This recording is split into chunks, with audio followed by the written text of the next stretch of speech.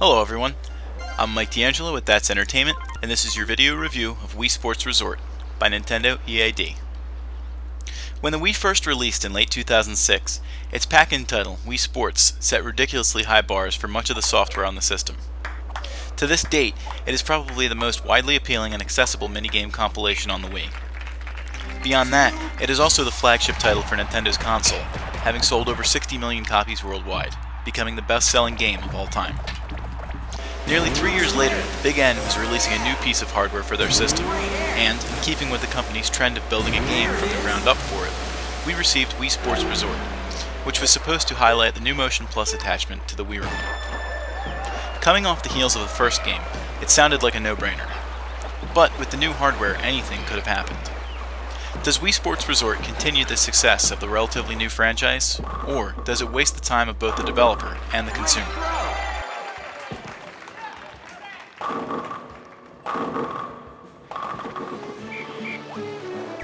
Sometimes, you just need a little rest and relaxation. It's nice to be able to pick up and go to a warm beach to catch some rays. But in 2009, with the economy still struggling, people weren't eager to take that vacation they were looking forward to. Capitalizing on this, Nintendo brought the resort to us.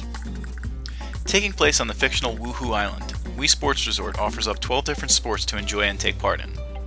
Beyond this, there are several different ways to get involved in the events, some catering to single player, while others command a multiplayer presence.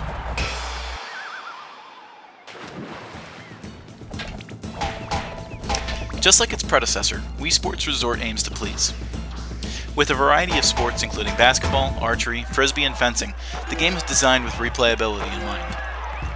With up to 4 players vying for a win in the various sports, things can get fairly hectic and ridiculously fun.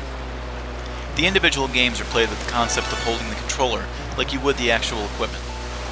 In archery, the Wii Remote functions as the curved part of the bow, while drawing back the nunchuck is like pulling on the string. In power cruising, you hold the controller components like you would the actual watercraft, pulling back the remote to give you a temporary burst of speed.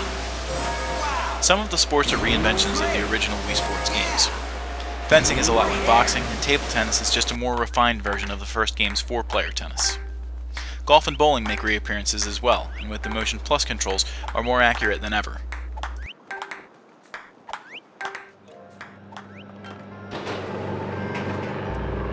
Embracing the successful, simple yet polished look of the original Wii Sports, this game merely embellishes that point.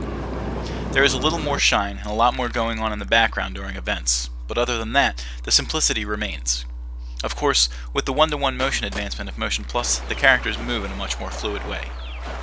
The music is peppy and fun, with nothing all too extravagant, taking a back seat to the gameplay without remorse. The sounds, whether it be the sounds of the 2 fencing batons or the crowds oohing and eyeing, are fairly fulfilling as well.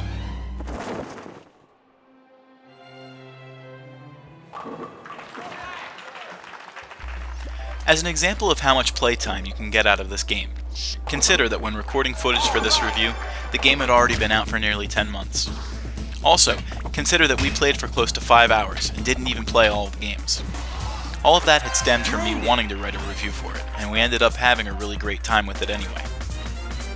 With 12 individual sports and some variations of a few of them, like a solo endurance match in fencing or a 3-on-3 pickup game during basketball, there is plenty of content to enjoy in Wii Sports Resort. Worthy of note is the idea that Nintendo had considered including fishing and a water slide game in the title, so perhaps this will not be the last that we've seen of the franchise.